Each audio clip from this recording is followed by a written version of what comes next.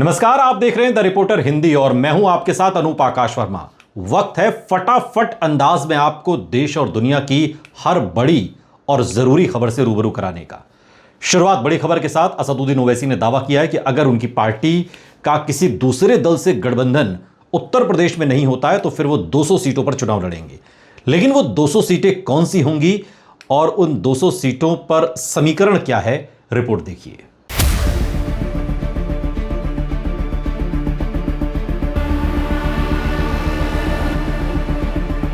उत्तर प्रदेश का विधानसभा चुनाव 2027 बहुत दिलचस्प होने वाला है, क्योंकि इस बार एक नेता ऐसा है जो पूरे चुनावी समीकरण को बदलने की कोशिश में है। नाम असदुद्दीन ओवैसी, हैदराबाद वाले AIMIM के चीफ, जिनकी मौजूदगी कांग्रेस के राष्ट्रीय अध्यक्ष मल्लिकार्जुन खड़गे को खटक रही है। लेकिन करें तो करें क्या? असदुद्दीन ओवैसी ऐलान कर चुके हैं कि अगर गठबंधन किसी से नहीं होता है तो फिर वो अकेले अपने दम पर 200 सीटों पर चुनाव लड़ेंगे। आज के इस वीडियो में हम आपको उन संभावित 200 विधानसभा सीटों की सूची से रूबरू कराएंगे जिन पर असदुद्दीन ओवैसी ताल ठोंकने वाले हैं और अखिलेश यादव को उत्तर प्रदेश में एक बार फिर से पीछे करने वाले हैं। इस लिहाज से चूंकि एक असर असदुद्दीन ओवैसी का बिहार के विधानसभा चुनाव में तेजस्वी यादव भुगत चुके हैं गठबंधन न करके, और अब वही स्थिति अगर उत्तर प्रदेश में बनती है तो समीकरण क्या होगा, इसे समझा जा सकता है। लेकिन आज के इस वीडियो में हम आपको उन 200 विधानसभा सीटों से परिचय आपका कराएंगे जहां पर असदुद्दीन ओवैसी ने ताल ठोंकने की तैयारी की है। असदुद्दीन ओवैसी की पार्टी AIMIM उत्तर प्रदेश में लगभग 200 सीटों पर फोकस कर रही है। लेकिन सवाल यह है कि आखिर ये 200 सीटें कौन सी हैं? किन जिलों में ओवैसी का असली खेल है और क्या ये रणनीति समाजवादी पार्टी, BJP और BSP का गणित बिगाड़ सकती है? सवाल यह है कि ओवैसी की रणनीति क्या है। ओवैसी की राजनीति का मुख्य फोकस मुस्लिम प्लस दलित प्लस पिछड़ा वर्ग गठजोड़ है। उत्तर प्रदेश में मुस्लिम आबादी लगभग 19 से 20% है और कई सीटों पर यह आबादी 30 से 50% भी है। इसी कारण AIMIM की रणनीति है कि जहां मुस्लिम वोट निर्णायक हैं, जहां दलित और पिछड़े वोट असंतुष्ट हैं और जहां शहरी गरीब बड़ी संख्या में हैं, वहां पार्टी मजबूत उम्मीदवार उतारे। राजनीतिक विश्लेषकों की माने तो AIMIM की कोशिश है कि वो मुस्लिम बहुल इलाकों में अपना स्थायी वोट बैंक बनाए, जैसा उसने बिहार के सीमांचल में बनाया। पश्चिमी उत्तर प्रदेश ओवैसी का पहला बड़ा फोकस केंद्र दिखाई देता है। पश्चिमी उत्तर प्रदेश की करीब 70 से 80 सीटें AIMIM की रणनीति में अहम मानी जा रही हैं, जिनमें मुख्य जिले हैं मेरठ, मुजफ्फरनगर, सहारनपुर, शामली, बागपत, बुलंदशहर, अमरोहा, बिजनौर, मुरादाबाद, रामपुर। और इन इलाकों की कई सीटों पर मुस्लिम आबादी 35 से 40% तक है। मसलन उदाहरण के तौर पर आपको बताएं तो रामपुर, स्वार, कुंदरकी, ठाकुरद्वारा, मुरादाबाद नगर, बिजनौर, चांदपुर, नगीना, सहारनपुर शहर और देवबंद। ये वही इलाका है जहां मुस्लिम वोट पर पहले समाजवादी पार्टी और BSP का दबदबा रहा है। अगर AIMIM यहां 5 से 10% वोट भी काटती है तो पूरा चुनावी समीकरण बदल सकता है।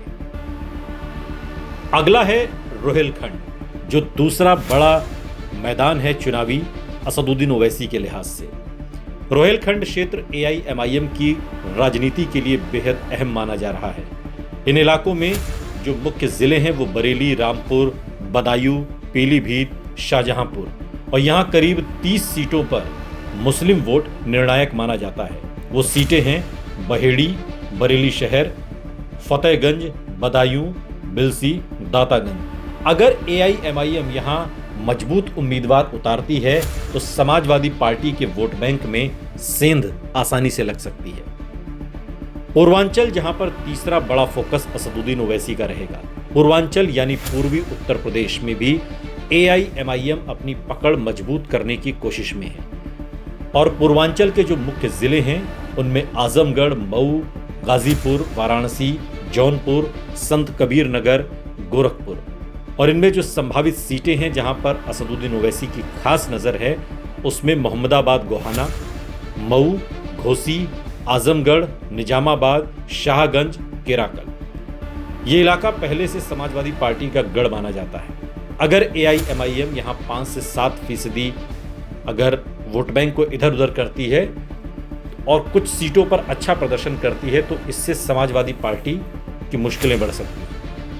अवध और लखनऊ बेल्ट में भी AIMIM 30 से 35 सीटों पर फोकस कर रही है।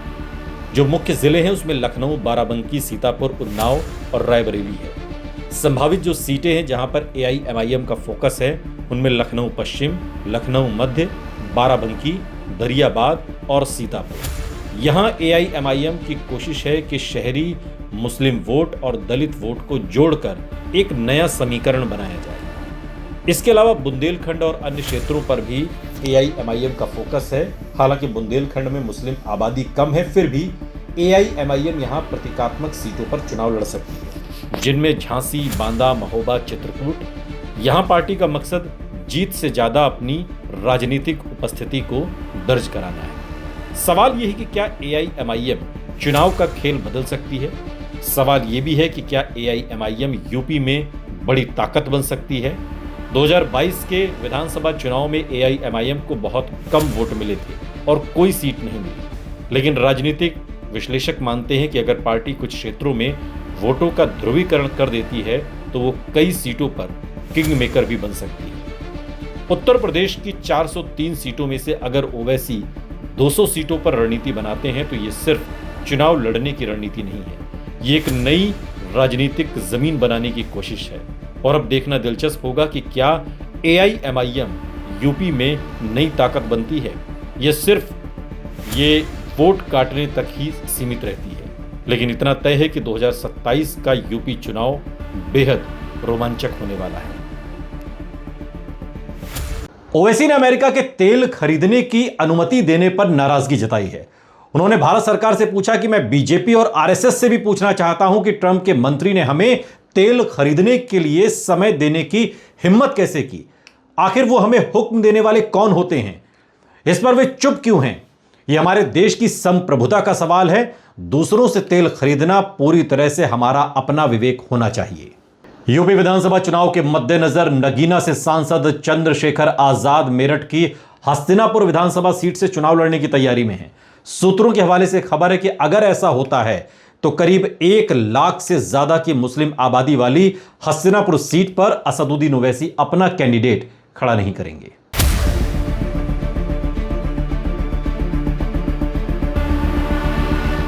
चंद्रशेखर आजाद और उत्तर प्रदेश का विधानसभा चुनाव। आजाद समाज पार्टी अपने दम पर सभी 403 सीटों पर चुनाव लड़ने का दम भर चुकी है। नगीना से सांसद चंद्रशेखर आजाद लगातार अपनी कई जनसभाओं में इस बात को कह चुके हैं कि उनकी पार्टी सभी 403 विधानसभा सीटों पर चुनाव लड़ेगी। लेकिन इन सभी 403 विधानसभा सीटों में एक सीट हस्तिनापुर सबसे ज्यादा सुर्खियों में है और उसकी वजह यह है कि हस्तिनापुर से खुद चंद्रशेखर आजाद चुनावी मैदान में ताल ठोंक सकते हैं। चंद्रशेखर आजाद की पार्टी में अंदर खाने जब से हस्तिनापुर सीट को लेकर चर्चा शुरू हुई है तभी से हस्तिनापुर से बीजेपी के विधायक और मंत्री दिनेश खटीक ने यह ऐलान कर दिया है कि वो इस सीट से चुनाव नहीं लड़ेंगे। लेकिन अब सूत्रों के हवाले से जो बड़ी और अहम खबर सामने आ रही है उसमें असदुद्दीन ओवैसी के साथ अगर चंद्रशेखर आजाद का गठबंधन नहीं होता है फिर भी इस सीट पर उन्हें ओवैसी का समर्थन हासिल होगा। हस्तिनापुर मेरठ की वो सीट है जिसमें 1 लाख से ज्यादा मुस्लिम मतदाता हैं। इसके अलावा 60 से 70 हजार के करीब दलित कम्युनिटी की आबादी इस विधानसभा सीट में है, यानी कि वो कम्युनिटी जिससे खुद चंद्रशेखर आजाद आते हैं। अगर असदुद्दीन ओवैसी हस्तिनापुर सीट पर अपना कैंडिडेट नहीं देंगे तो इसका सीधा मतलब है कि यहाँ के मुसलमान चंद्रशेखर आजाद को अपना समर्थन देंगे। चूंकि मेरठ की हस्तिनापुर विधानसभा सीट पर राजनीतिक सरगर्मियां तेज हैं। भीम आर्मी के संस्थापक और आजाद समाज पार्टी के राष्ट्रीय अध्यक्ष चंद्रशेखर आजाद इसी सीट से चुनाव लड़ सकते हैं। हालांकि पार्टी की ओर से अभी तक कोई आधिकारिक घोषणा नहीं हुई है, लेकिन सूत्र बता रहे हैं कि चंद्रशेखर आजाद के संभावित चुनावी मैदान में उतरने की चर्चा के बाद क्षेत्र में उनके समर्थकों और प्रचार प्रसार की गतिविधियां तेज हो गई हैं। गांव-गांव में बैठकों, नुक्कड़ सभाओं और जनसंपर्क अभियानों के जरिए समर्थक माहौल बनाने में जुटे हुए हैं। पोस्टर, बैनर और सोशल मीडिया अभियानों के माध्यम से भी सक्रियता दिखाई जा रही है। चंद्रशेखर आजाद के संभावित चुनाव लड़ने से विभिन्न राजनीतिक दलों में भी एक रणनीतिक हलचल बढ़ गई है। हस्तिनापुर विधानसभा क्षेत्र सामाजिक समीकरणों की दृष्टि से बहुत महत्वपूर्ण माना जाता है। राजनीतिक विश्लेषकों का यह मानना है कि चंद्रशेखर आजाद के चुनाव लड़ने से परंपरागत वोट बैंक में बदलाव देखने को मिल सकता है, जिससे मुकाबला और रोचक होने की संभावना है। क्षेत्र के कई गांवों में उनके समर्थकों ने बैठकें आयोजित कर संगठन को मजबूत करने का दावा किया है। युवाओं और अनुसूचित वर्ग के मतदाताओं के बीच उनकी पकड़ को देखते हुए बाकी दल भी अपनी चुनावी रणनीति पर पुनर्विचार कर रहे हैं। फिलहाल आजाद समाज पार्टी की आधिकारिक घोषणा का इंतजार है। जिस तरह से हस्तिनापुर विधानसभा में चुनावी गतिविधियां तेज हुई हैं, उससे आने वाले दिनों में यहां पर सियासी पारा और चढ़ने की उम्मीद है। लेकिन इस बीच असदुद्दीन ओवैसी और चंद्रशेखर आजाद का गठबंधन पूरे प्रदेश में होगा या नहीं होगा, इस पर संशय के बादल भले दिखाई दे रहे हों, लेकिन हस्तिनापुर सीट पर असदुद्दीन ओवैसी ने एक तरह से चंद्रशेखर आजाद को फ्री हैंड देकर अपना समर्थन देने का काम किया है। यानी कि चंद्रशेखर आजाद अगर हस्तिनापुर सीट पर लड़ते हैं, जहां 1 लाख से ज्यादा मुस्लिम आबादी है, तो वहां पर असदुद्दीन ओवैसी अपना कैंडिडेट नहीं खड़ा करेंगे और एक तरीके से फ्री हैंड तौर पर पूरा रास्ता साफ करके चंद्रशेखर आजाद को देने का काम करेंगे, जिससे कि एक बड़ी और मजबूत जीत हो सके। समाजवादी पार्टी के मुखिया अखिलेश यादव अपने कुनबे को बढ़ा रहे हैं। सूत्रों के हवाले से खबर है कि अखिलेश यादव चंद्रशेखर आजाद को लेकर गंभीर हैं। सवाल यह है कि अगर चंद्रशेखर आजाद की आजाद समाज पार्टी और समाजवादी पार्टी मिलकर यूपी में चुनाव लड़ें तो क्या होगा और कितनी सीटें जीतेंगे। रिपोर्ट देखिए।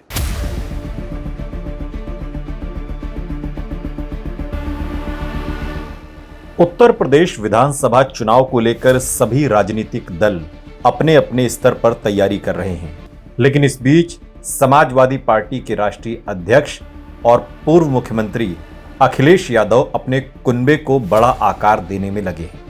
और इसी कड़ी में सूत्रों के हवाले से खबर है कि अखिलेश यादव अब चंद्रशेखर आजाद को लेकर गंभीर हैं और गठबंधन पर विचार कर रहे हैं। इससे पहले आपको याद होगा, जब लखनऊ में सांसदों के साथ अखिलेश यादव ने बैठक की थी, तो उसमें सभी सांसदों ने एक स्वर में असदुद्दीन ओवैसी और चंद्रशेखर आजाद को लेकर गठबंधन करने की बात कही थी। इसी कड़ी में चंद्रशेखर आजाद के साथ अगर अखिलेश यादव का गठबंधन होता है तो उत्तर प्रदेश में क्या तस्वीर उभर सकती है, आज के इस वीडियो में हम समझने की कोशिश करेंगे। यदि उत्तर प्रदेश में अखिलेश यादव और चंद्रशेखर आजाद मिलकर विधानसभा चुनाव लड़ते हैं तो ये राज्य की राजनीति में एक नया और दिलचस्प समीकरण पैदा कर सकता है। खासकर 2027 के विधानसभा चुनावों को देखते हुए राजनीतिक विश्लेषकों के बीच ये संभावित गठबंधन और इसे लेकर चर्चा भी तेज है।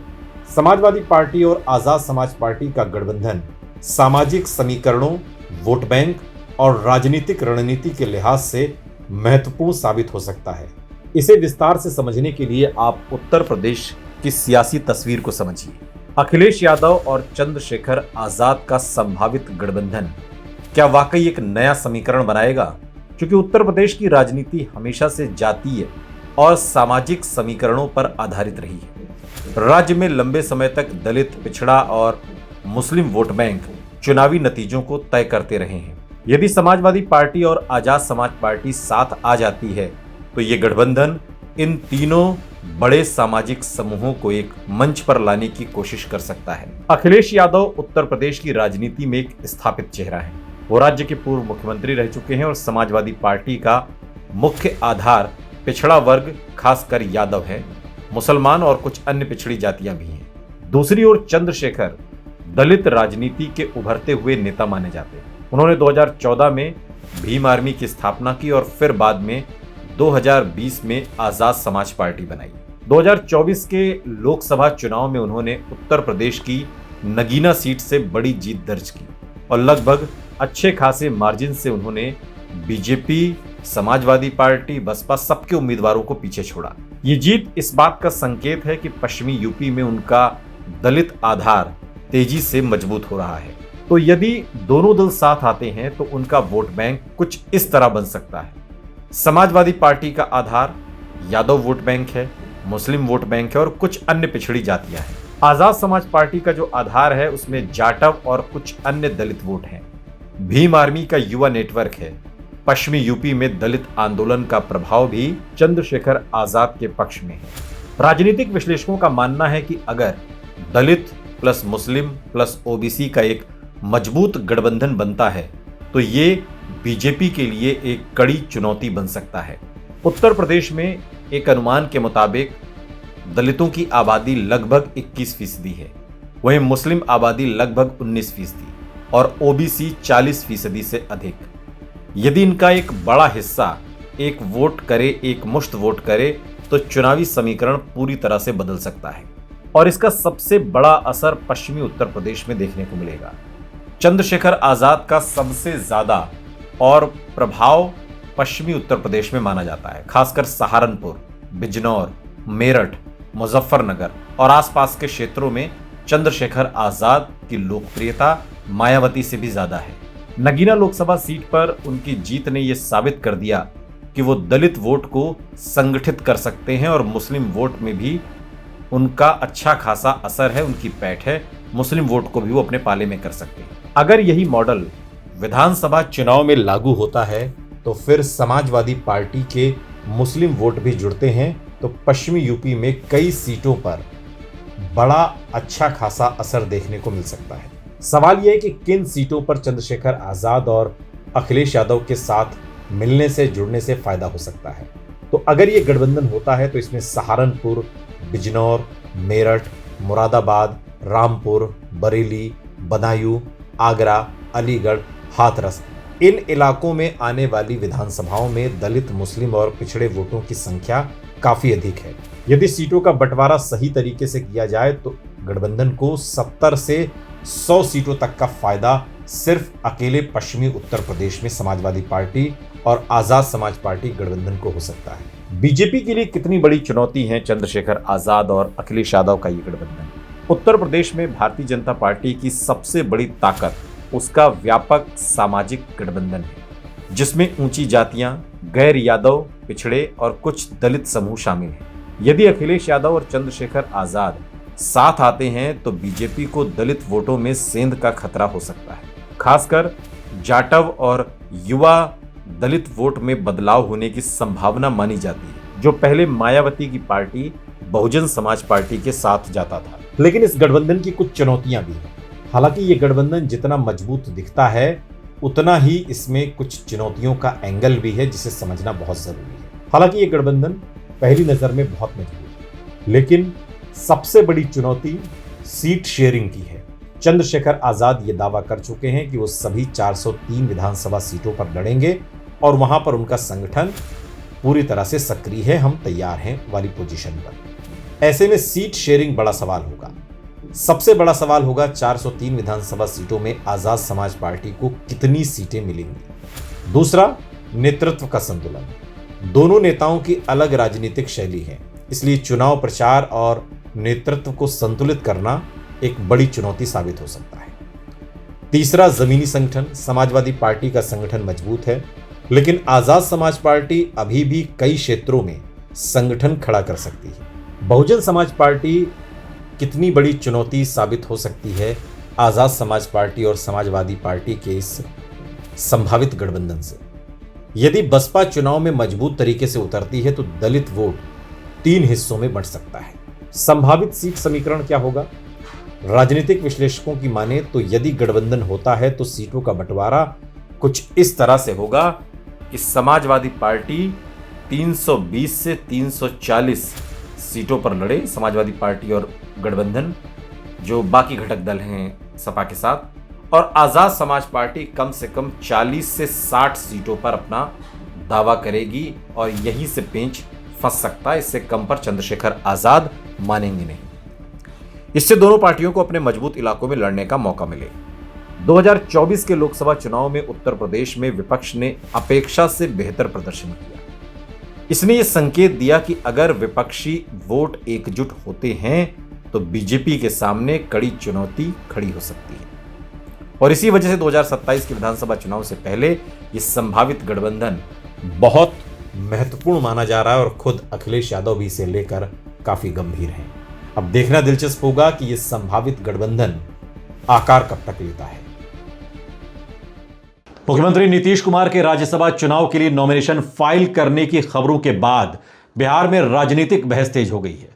पूर्व मुख्यमंत्री और आरजेडी नेता राबड़ी देवी ने इसे लेकर अपनी प्रतिक्रिया दी और उन्होंने दावा किया कि बीजेपी नीतीश कुमार को राज्यसभा भेजकर उन्हें मुख्यमंत्री पद से हटाने की साजिश कर रही है। पूर्व सीएम राबड़ी देवी ने यह भी कहा कि नीतीश कुमार को बिहार नहीं छोड़ना चाहिए और सीएम पद पर बने रहना चाहिए। आरजेडी नेता राबड़ी देवी ने मीडिया से बातचीत में यह आरोप लगाया कि बीजेपी नीतीश कुमार को बिहार से बाहर भगा रही है। नीतीश कुमार की बुद्धि भ्रष्ट हो गई है, उन्हें बिहार नहीं छोड़ना चाहिए। लेकिन यह सवाल लगातार पूछा जा रहा है कि नीतीश कुमार के बिहार छोड़ने के बाद बिहार का अगला मुख्यमंत्री कौन होगा। बीजेपी के अंदर से 4 ऐसे नाम निकलकर सामने आए हैं जिनकी चर्चा तेज हो गई है और इनमें से एक नाम तो अमित शाह के सबसे करीबी और भरोसेमंद का है। बिहार के मुख्यमंत्री नीतीश कुमार ने बिहार की राजनीति छोड़कर अब दिल्ली यानी केंद्र की सियासत में जाने का फैसला किया है। नीतीश कुमार ने राज्यसभा के लिए अपना नॉमिनेशन दाखिल कर दिया, जिसके बाद सियासी पावर भी बदलने जा रही है। बिहार में सत्ता की कमान पहली बार बीजेपी के हाथों में आ रही है और ऐसे में सभी की निगाहें बीजेपी पर टिकी हुई हैं। सवाल यह है कि 20 साल से नीतीश कुमार जिस बिहार को चला रहे थे, कभी बीजेपी के सहारे कभी आरजेडी के सहारे, उस बिहार का अगला मुख्यमंत्री कौन होगा। 4 नाम हैं जो बीजेपी के अंदर खाने एक के बाद एक निकलकर सामने आ रहे हैं। 5वां कोई नाम नहीं है, लेकिन बीजेपी को आदत है चौंकाने की। बीजेपी में जो नाम चलते हैं वो उस नाम पर कभी मुहर नहीं लगती, लेकिन फिर भी जो नाम चल रहे हैं उन्हें आप तक पहुंचाना बहुत जरूरी है। सबकी निगाहें इस पर टिकी हुई हैं कि कौन बनेगा बिहार का अगला मुख्यमंत्री। बीजेपी हमेशा अपने फैसलों से राजनीतिक पंडितों को चौंकाती रही है, लेकिन बिहार की मौजूदा परिस्थितियों में बीजेपी के 4 बड़े नेताओं के नाम मुख्यमंत्री पद की रेस में सबसे आगे चल रहे हैं।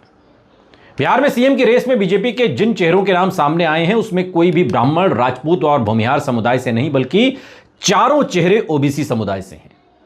और ऐसे में सवाल यह उठता है कि बीजेपी किसी सवर्ण नेता के बजाय ओबीसी चेहरे पर ही क्यों दांव खेलना चाह रही है। नीतीश कुमार के राज्यसभा नॉमिनेशन करने के साथ चर्चा तेज है कि बिहार में बीजेपी का मुख्यमंत्री होगा। बीजेपी की ओर से मुख्यमंत्री की रेस में राज्य के डिप्टी सीएम सम्राट चौधरी, मंत्री दिलीप जायसवाल, केंद्रीय मंत्री नित्यानंद राय और 5 बार के विधायक संजीव चौरसिया का नाम सबसे आगे है। और इसके अलावा भी कई अन्य नाम कयास लगाए जा रहे हैं, लेकिन उनके नाम सामने नहीं आए हैं। बीजेपी के जिन 4 नेताओं के नाम सीएम की रेस में आगे हैं, उनमें एक बात सामान्य है कि चारों चेहरे ओबीसी जाति से हैं। सम्राट चौधरी ओबीसी की कोयरी जाति से आते हैं, दिलीप जायसवाल भी ओबीसी की कलवार जाति से आते हैं, और इसके अलावा केंद्रीय मंत्री नित्यानंद राय ओबीसी की सबसे बड़ी जाति बिहार में यादव समुदाय से आते हैं, और ऐसे ही संजीव चौरसिया भी ओबीसी के तमालो जाति से आते हैं। सवाल यह है कि बीजेपी के पास जब यह मौका है कि वो अपना मुख्यमंत्री दें, तो ब्राह्मण, राजपूत, भूमिहार चेहरे क्यों नहीं। बीजेपी का परंपरागत वोट बैंक सवर्ण जातियां रही हैं और एक समय बीजेपी को ब्राह्मण और बनियों की पार्टी कहा जाता था। बीजेपी में बिहार बीजेपी की जो सबसे बड़ी ताकत है वो भूमिहार, ब्राह्मण और राजपूत समुदाय है। यही वजह है कि बीजेपी ज्यादातर टिकट भी इन्हीं सवर्ण जातियों को देती रही है। 2024 और 2025 में नीतीश कुमार के नेतृत्व में एनडीए की सरकार बनी तो बीजेपी ने एक सवर्ण को डिप्टी सीएम जरूर बनाए रखा। नरेंद्र मोदी के दौर से पहले नीतीश सरकार में बीजेपी कोटे से सुशील मोदी डिप्टी सीएम हुआ करते थे। नरेंद्र मोदी के प्रधानमंत्री बनने के बाद नीतीश कुमार दोबारा से एनडीए में वापसी किए तो बीजेपी ने भले ही सुशील मोदी की जगह पर 2 डिप्टी सीएम बनाए, जिसमें एक ओबीसी से रेणु देवी और एक वैश्य समुदाय से तारकेश्वर प्रसाद। तारकेश्वर प्रसाद सामान्य वर्ग से वैश्य समुदाय से हैं।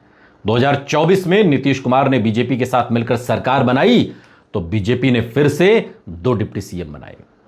ओबीसी से सम्राट चौधरी को डिप्टी सीएम बनाया तो सवर्ण जाति यानी भूमिहार समाज से आने वाले विजय कुमार सिन्हा को भी डिप्टी सीएम बनाया गया।